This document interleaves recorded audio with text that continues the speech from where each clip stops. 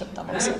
Madam, చిన్న విషయం అండి, ఈ ప్రైవేట్ బస్సుల ప్రమాదాలకు ప్రత్యేక విచారణ కమిషన్ ఏర్పాటు చేస్తారా చేయాలా? ఇప్పుడు అదే చెప్పానండి మీతో.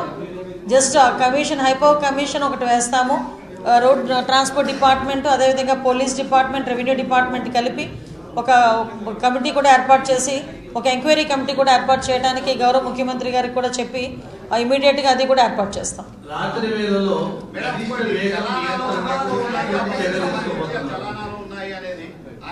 ఏదంటే ఆర్టీఓకి సంబంధించినటువంటి ఇన్స్పెక్షన్ లేకపోవడము, తర్వాత దానికి సేఫ్టీ మేనేజ్మెంట్స్ లేకపోవడంతో ఇలాంటి ప్రమాదాలు చోటు చేసుకుంటున్నాయని దానిపైన ఎలాంటి చర్యలు చేపట్టవచ్చు? ఇప్పుడు మేము ఏర్పాటు చేయబోయే కమిషన్ ఏదైతే ఉందో, కమిటీ ఏదైతే ఉందో 3 డిపార్ట్మెంట్లు కలిపి, అందులో అన్ని ఎంక్వైరీలు కూడా జరుగుతాయి, అన్ని డీటెయిల్స్ బయటకు వస్తాయి.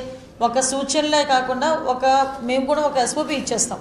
ఇలా ఉండాలి, ఇలా ఉంటేనే రోడ్డు మీదకి ఎక్కాలి, బస్ ఇంతే స్పీడ్లో నడపాలి, ఈ టైంలోనే ఉండాలి. అదైతే క్లియర్గా తెచ్చుకుంటామండి.